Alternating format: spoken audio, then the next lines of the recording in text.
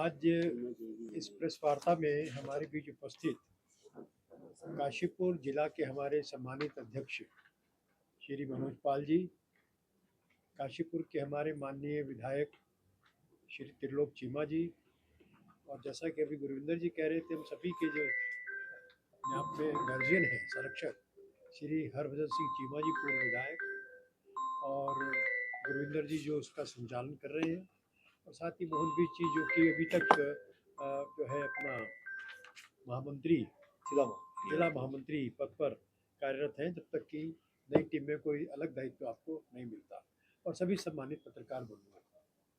सबसे पहले तो मैं पहलगाम में जो हमारे 26 पर्यटक जो है आतंकवादियों की क्रूर हत्या का शिकार हुए हैं, उन सभी के प्रति हम सभी पूरी पार्टी के लोग, और आप भी इसमें शामिल होंगे, उनके प्रति अपनी संवेदनाएं व्यक्त करते हैं।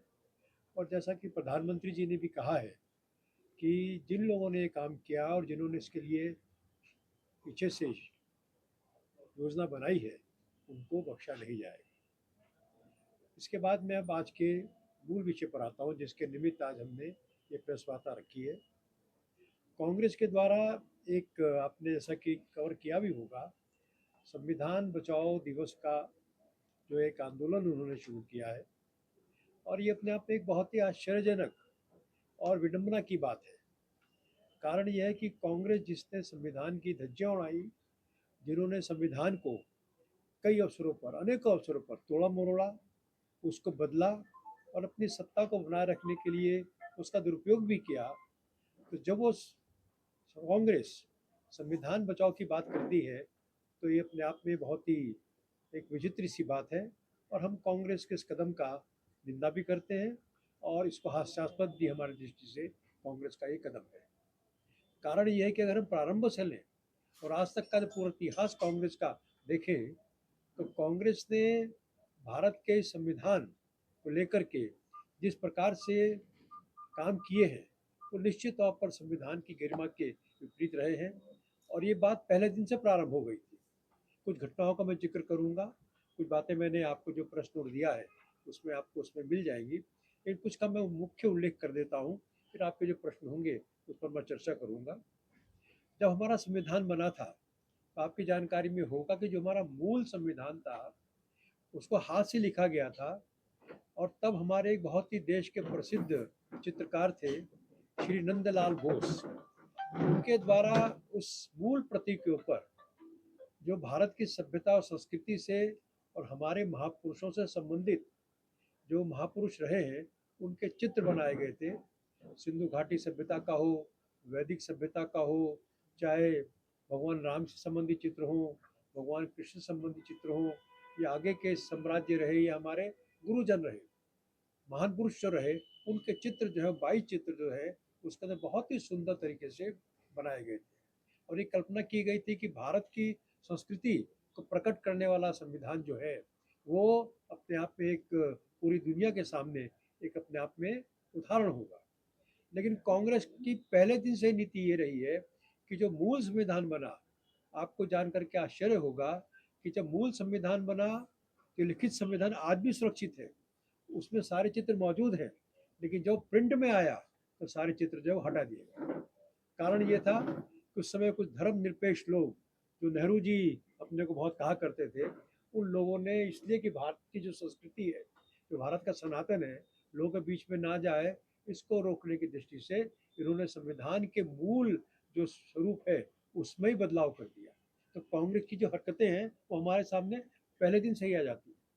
इसके बाद अगर हम देखें कांग्रेस का जो पूरा कार्यकाल रहा है संविधान को आगे बढ़ाने का, उसमें हम देखते हैं कि जो हमारा संविधान है वो एक राष्ट्र की बात कहता है, एक राष्ट्र एक नागरिकता की बात कहता है, लेकिन शेख अब्दुल्ला से मिल करके पंडित नेहरू ने देश के अंदर जो परिवर्तन किया जम्मू कश्मीर में, उसमें एक राष्ट्र के अंदर एक और राष्ट्र, दो संविधान, दो प्रधान, दो निषाद, जम्मू कश्मीर का झंडा भी अलग, उनका संविधान भी अलग, और जो उनका मुख्यमंत्री था उसको प्रधानमंत्री कहा गया।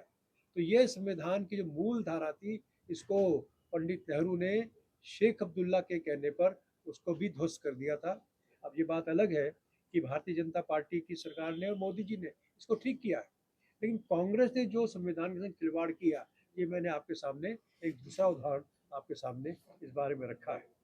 अब हम थोड़ा और आगे बढ़ें, घटनाएं तो और भी हैं, लेकिन कुछ मुख्य घटनाएं मैं रखना चाहूँगा। अगर हम आ जाए इंदिरा जी के ज़माने में आ जाए, तो आपको ध्यान होगा कि इलाहाबाद हाई कोर्ट में उनकी जो चुनाव की याचिका थी, उसमें वो पराजित हो गई थी और जस्टिस जगमोहन लाल सिन्हा ने उनके चुनाव को अवैध घोषित कर दिया था। संविधान की व्यवस्था के अनुसार इंदिरा जी को उसी समय इस्तीफा देना चाहिए था और एक नया प्रधानमंत्री जो भी होता उसको बनना चाहिए था। लेकिन इंदिरा जी ने गद्दी नहीं छोड़ी और संविधान में तोड़ मरोड़ करके उसे पूरी व्यवस्था करके अपनी सरकार को बचाया। और ये अपने आप में देश के अंदर आपातकाल लगा करके उन्होंने एक ऐसा काला अध्याय स्थापित कर दिया जो देश के जो लोकतंत्र पर भी बहुत बड़ा प्रहार था। और संविधान को जो तोड़ा गया वो भी हमारे सामने आता है। उसमें कार्यकाल बढ़ा दिया गया, उसमें इंदिरा जी की सीट को सुरक्षित कर दिया गया। और एक बड़ी विचित्र बात ये रही, किसी संविधान के अंदर जो मौलिक अधिकार होते हैं वो किन्हीं भी परिस्थितियों में कभी भी निलंबित नहीं होते, वो किसी संविधान में आप चले जाए। लेकिन इंदिरा जी के समय में आपातकाल में जो है वो मौलिक अधिकार निलंबित कर दिए गए, गिरफ्तारियां होती थी, किसी प्रकार सुनवाई नहीं होती थी और लोग जेलों में सड़ रहे थे। कई लोग प्रताड़नाओं से मारे गए, ना अपील थी, ना वकील थी, ना दलील थी। ये कहा जाता था ना तो आप अपील कर सकते हैं, ना आपके लिए कोई वकील जा सकता है और किसी प्रकार से कोई भी जो है आगे कानूनी आपको राहत नहीं मिल सकती। तो ये काम इंदिरा जी ने करी। क्या है, संविधान से एक बहुत बड़ा खिलवाड़। उस समय एक टाइम्स ऑफ इंडिया में कार्टून छपा था, उसमें इंदिरा जी जो है वो अध्यादेश आपातकाल का, फखरुद्दीन अली अहमद उस समय राष्ट्रपति होते। तो कार्टून में क्या था कि फखरुद्दीन अली अहमद जो है वो बाथरूम में नहा रहे हैं और इंदिरा जी हाथ से जो है वो कागज पकड़ा रही है, साइन कर दो, और फखरुद्दीन अली अहमद साइन कर रहे हैं। यानी कितनी मौकरी पूरे हमारे लोकतंत्र की बना दी गई। और पूरी दुनिया में जो हमारे संग हुआ हम जानते हैं। तो एक कांग्रेस का एक और संविधान के ऊपर बहुत बड़ा ये प्रहार था। इसी प्रकार से अगर हम देखें तो उन्होंने अपना कार्यकाल भी बढ़ा लिया, 5 साल का कार्यकाल 6 साल कर लिया। तो ये भी अपने आप में कांग्रेस के द्वारा जो है एक बहुत बड़ा ऐसा काम हुआ जो कि संविधान के विपरीत था। फिर आपको याद होगा कि हमारे यहाँ परंपरा है कि उच्चतम न्यायालय में हमारे जो प्रमोशंस होते हैं, जो मुख्य न्यायाधीश बनते हैं, वो हमारे सीनियर मोस्ट होते हैं, एक के बाद एक, चाहे वो सरकार के अनुकूल माने चाहे ना माने। ये परंपरा ये है कि न्यायपालिका का सम्मान किया जाए। लेकिन इंदिरा जी के समय में क्या हुआ कि नंबर 4 के जो जज थे उनको नंबर 1 पे ले आए और फिर बीच के जो 3 जज थे उन लोगों को लगा कि हमारा अपमान है, उन तीनों जजों ने जो है वो त्यागपत्र दे। तो ये कांग्रेस का कारनामा है कि उन्होंने न्यायपालिका के साथ भी जो है इस प्रकार से एक बहुत बड़ा दुर्व्यवहार किया। इसी क्रम को अगर हम आगे बढ़ें तो हम देखते हैं कि ये जो पंजाब घटनाक्रम हुआ है, अगर पंजाब घटनाक्रम हम देखेंगे तो पंजाब के घटनाक्रम में जो कुछ हुआ उसकी जड़ में कोई और नहीं था बल्कि कांग्रेस ही थी। उस कांग्रेस के द्वारा ही वहाँ वो सारा वातावरण बनाया गया। बात अलग है कि बात फिर हाथ से निकल गई और उसके बाद कांग्रेस की सरकार ने, इंदिरा जी ने, जो सबसे पवित्र स्थल सिख धर्म का और हम सबके लिए, वहाँ पर सैन्य कार्रवाई कर दी। और जो कुछ हुआ उसको दोहराना बहुत दुखदाई है। लेकिन उससे बड़ी बात जुड़ी हुई ये है कि जब उसकी प्रक्रिया में इंदिरा जी की हत्या हुई, जिसकी हम लोग अपना स्वीकार नहीं करते, होना चाहिए सब हुई, तो जो निर्दोष सिख थे उनका जिस रूप में नरसंहार हुआ वो इस देश के इतिहास में एक बहुत बड़ा काला अध्याय है। और तब राजीव गांधी जो प्रधानमंत्री बने थे उन्होंने कहा था, आपको शायद याद होगा, कि जब कोई बड़ा पेड़ गिरता है तो धरती कुछ तो हिलती है। 3 दिन तक सेना को और पुलिस को एक्शन नहीं लेने दिया गया, हजारों लोग मार दिए गए और उनको लीड कौन कर रहा था, कांग्रेस के नेता कर रहे थे। एक एफआईआर लॉन्च नहीं की गई। तो किसने ये संविधान के संग खेलवाड़ किया? संविधान कहता कि नागरिक समान है, उनकी रक्षा की जिम्मेदारी राज्य की है, लेकिन राज्य ही जो है उनके हत्या में शामिल हो रखा। तो ये कांग्रेस का एक और कारनामा है, काला कारनामा, जो कि हम सबके सामने है। इसी प्रकार से अगर हम देखें तो एक और जो है, जब ये राजीव गांधी जी थे हमारे, उच्चतम न्यायालय ने एक निर्णय दिया था शाह बानो केस का। उस शाह बानो केस में उच्चतम न्यायालय ने, उस शाह बानो वृद्ध महिला थी, उसके लिए कुछ जो है एक प्रकार से राशि देने की बात कही गई थी, इसको मिलना चाहिए। तो ये चूंकि मुस्लिम समाज के अंदर ये था कि महिलाओं को इस प्रकार का जो कोई भी जो है राहत नहीं मिल सकती, तो मुस्लिम समाज को खुश करने के लिए राजीव गांधी जी के समय में संविधान में संशोधन कर दिया गया, और शाह बानो के साथ हमारे सामने है, उसकी वजह से जो है शाह बानो को कोई राहत नहीं मिली, और फिर उसके बाद संविधान को पलट करके एक ऐसी व्यवस्था स्थापित कर दी राजीव गांधी ने, जिससे कि महिलाओं का जो अधिकार था उसको पूरी तरह से समाप्त कर दिया गया। अब आप बताइए, संविधान की हत्या किसने करी? हमारे संविधान के अंदर एक क्लॉज है, आर्टिकल 356, एक है 365। अगर कोई राज्य सरकार अच्छा काम नहीं कर रही, गलत काम कर रही है, वहाँ पर पूरी व्यवस्था ध्वस्त हो गई है, तो केंद्र को इस बात का अधिकार है कि वो उस पर कार्रवाई कर सकता है और सरकार को भंग भी कर सकता है और राष्ट्रपति शासन लागू हो सकता है। लेकिन कांग्रेस ने इस नियम का पूरा भरपूर दुरुपयोग किया। आपकी जानकारी में लाना चाहूँगा कि कांग्रेस ने अकेले 124 बार इस नियम का प्रयोग इस रूप में किया कि जहां उनके मन की राज्य सरकार नहीं थी, जहाँ विपक्षी दलों की सरकार थी जो कांग्रेस के इशारे पर नहीं चल रही थी, उनको भंग कर दिया गया और राष्ट्रपति शासन लागू कर दिया गया। और एक आपको चीज़ और याद दिलाना चाहूँगा कि जब अयोध्या में विवादित ढांचा गिरा, उत्तर प्रदेश का घटनाक्रम था, केंद्र ने एक्शन लिया, कांग्रेस सरकार थी, लेकिन केंद्र ने क्या किया? उत्तर प्रदेश की बीजेपी सरकार तो गिराई गिराई, देश में जितनी भी हमारी बीजेपी की सरकारें थी सबको भंग कर दिया, समाप्त कर दिया, जबकि उनका कुछ से लेना देना नहीं था।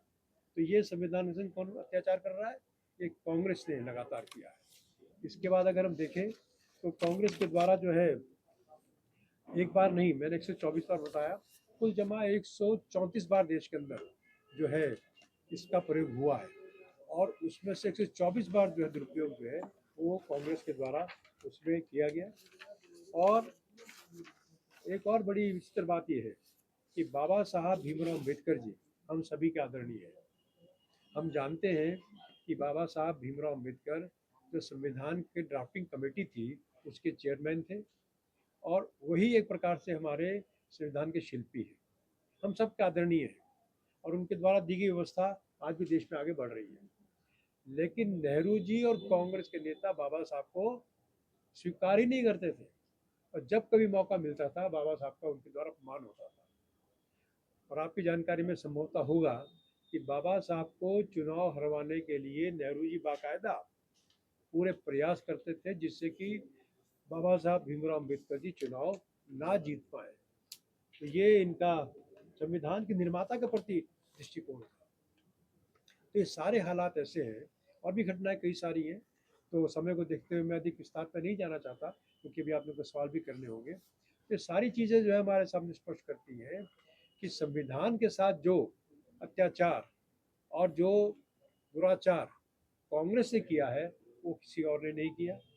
भारतीय जनता पार्टी की सरकार संविधान की रक्षा के लिए लगातार काम कर रही है। अगर जम्मू कश्मीर में धारा 370 हटी तो मोदी जी के नेतृत्व में हटी। एक विधान दो संविधान, दो विधान और दो निशान की परंपरा किसने समाप्त करी? तो बीजेपी ने समाप्त की, माननीय मोदी जी ने समाप्त करी। एक देश के अंदर एक राज्य होगा, एक निशान होगा, एक संविधान होगा, ये किसने स्थापित किया? ये बीजेपी ने किया, माननीय मोदी जी ने किया। और कांग्रेस ने क्या किया? आज जब वो संविधान बचाओ की बात करते हैं तो अपने आप बड़ी हैरानी होती है। हमारे संविधान में एक व्यवस्था है कि हम धर्म के आधार पर आरक्षण नहीं देते, व्यवस्था है।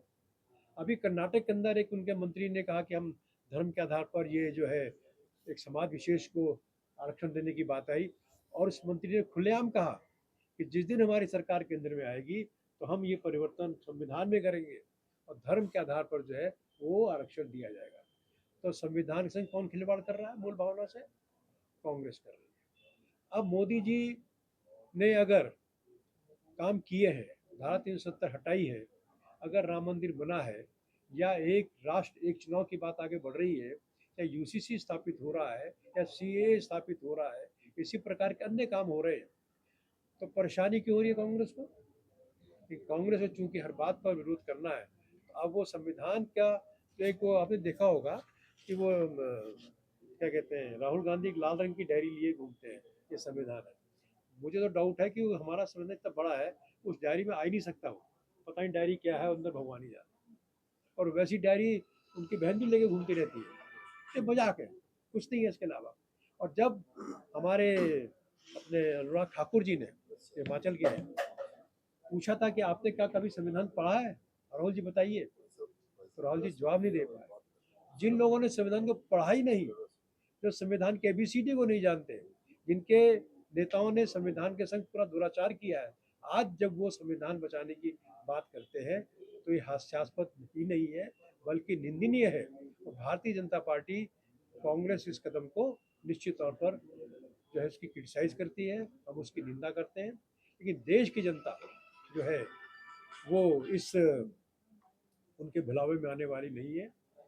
कांग्रेस को एक बात से और चिढ़ है, वो चिढ़ है विकास से। कांग्रेस ने इस देश को दिया है केवल भ्रष्टाचार, और माननीय मोदी जी के नेतृत्व में देश आगे बढ़ रहा है। अगर उत्तराखंड की बात करें तो माननीय पुष्कर सिंह धामी जी के नेतृत्व में प्रदेश आगे बढ़ रहा है। डबल इंजन की सरकार काम कर रही है, लेकिन कांग्रेस उससे भी परेशान है। तो जहाँ मौका मिलता है वो मोदी जी की आलोचना करते हैं, जहाँ मौका मिलता है वो धामी जी की आलोचना करते हैं, जहाँ मौका मिलता है भाजपा की आलोचना करते हैं। और मजे की बात क्या है, आरोप लगातार भाग जाते हैं। एक पुरानी टैक्टिस है, तर्क मत करो, गाली दो और भाग जाओ। तो ये एक टैक्टिस जो है ये कांग्रेस अपना रही है। लेकिन हमारा विश्वास भी है और हमने देखा भी है कि देश की जनता हमारे प्रधानमंत्री जी पर पूरा विश्वास करती है। राज्य की बात करें तो मुख्यमंत्री पुष्कर सिंह धामी जी पर विश्वास करती है। अगर हम संगठन की बात करें तो भारतीय जनता पार्टी पर विश्वास करती है। अगर हम स्थानीय तौर पर बात करें तो हमारा नेतृत्व हमारे बीच मौजूद है, इन पर विश्वास करती है। तो कांग्रेस का कोई भी जो है ये जो चक्र है वो सफल होने वाला नहीं है। आज की प्रेस में मुझे अपनी ओर से इतना ही कहना था, और अंत में मैं बहुत आभारी हूँ सबकी ओर से कि आप लोगों ने समय निकाला और हमारी बात को सुनने के लिए आप लोग यहाँ पर आए।